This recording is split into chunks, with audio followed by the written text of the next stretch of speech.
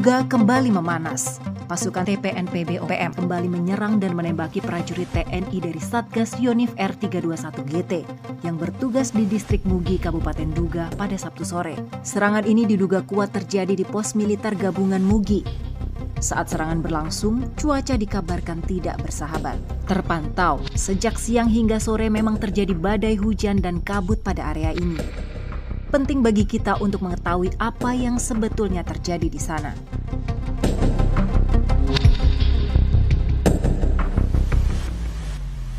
Ini adalah Pos Mugi, markas sementara pasukan TNI Polri. Lokasinya terletak di samping bandara yang kondisi landasannya masih sederhana.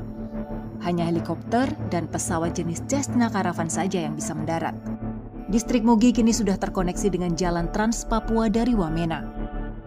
Jalan ini menghubungkan Mugi dengan distrik Yigi yang berjarak sejauh 6,5 km ke arah barat.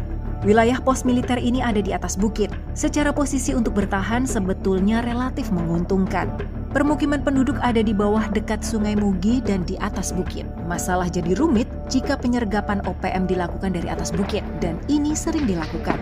Seperti terlihat dari video penyerangan OPM pada 2019 ini. Terlihat, OPM menembaki prajurit TNI Polri dari atas bukit. Gerak TNI Polri sepertinya memang terbatas. TPNPB OPM bergerak bebas mengepung mereka. Ini sejalan dengan video yang diunggah pada 2022 lalu oleh OPM. Ini adalah Komandan Operasi OPM Kodap 3 Nduga Madarakma. Ia berdiri pada titik ini pada sebuah eskavator yang terbakar. Lokasi eskavator ini ada di atas bukit dari Bandara Darakma. Distrik Mugi adalah titik panas konflik di Nduga, Pegunungan Tengah. Pada Maret 2019 lalu, pasukan TNI Polri juga disergap hingga menyebabkan 3 prajurit TNI dan seorang personel Brimob tewas. Pasca insiden 2019, distrik Mugi jadi basis wilayah utama TPNPB OPM.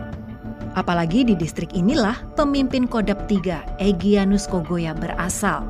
Pada 2017, Egyanus merilis video upacara Bintang Kejora di tempat ini. Pasukan TNI Polri kembali menguasai distrik ini dan mengaktifkan kembali pos militer di sana sejak pertengahan 2022 lalu. Itu ditandai dengan pengibaran bendera merah putih di sana.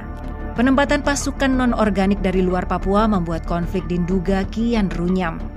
Pendekatan militeristik dilakukan sebab secara operasional kewilayahan Nduga belum memiliki kodim. Koramil di Kenyam baru efektif dibentuk 2020 lalu. Salah satu pasukan non-organik diserang dalam insiden ini berasal dari Yonif Kostrat Rider 321 Galuh Taruna Majalengka. Di media sosial mereka terpantau, prajurit 321 Galuh Taruna aktif di distrik Mbua dan Yigi yang jaraknya kurang 10 km dari Mugi. Ya, ini kan bisa dianggap kesalahan operasional. Kenapa pasukan yang dianggap punya kemampuan khusus, punya keahlian khusus, tapi ditempatkan di wilayah tersebut? Kecuali memang ada tugas khusus tadi, fungsinya apa gitu loh. Karena kan seingat saya kalau operasi itu kan bukan hanya operasi tempur, ada operasi teritorial. Kalau operasi teritorial cukup dari Kodam saja, nggak perlu dari Kopassus atau dari Kostrat. Operasi sosial itu melakukan pendekatan kepada kelompok-kelompok masyarakat di sana, kelompok tokoh masyarakat, tokoh mungkin cukup kelompok tokoh OPM di sana, bisa juga sebenarnya dilakukan. Nah, persoalannya sampai sejauh mana pimpinan dari TNI memikirkan hal ini gitu. Punya nggak ke sana strategi yang tepat untuk melakukan operasi teritorial, kira-kira gitu loh. Karena kan makanya tadi ini sebenarnya operasi teritorial apa operasi tempur kan masih belum jelas Mas sekarang. Konflik di Nduga makin memanas sejak pilot Susi Air, Philip Martens yang berkebangsaan Selandia Baru disandra. Philip disandra kelompok Egyanus Kogoya pada 7 Februari di Poro, 20 km dari Mugi. Nasib Philip saat ini belum jelas juntrungannya. Insiden penyerangan di Mugi dikatakan pihak TNI ekses dari operasi pencarian Philip. Saya lupa menyampaikan bahwa ini adalah bagian dari operasi penyelamatan pilot Susi Air.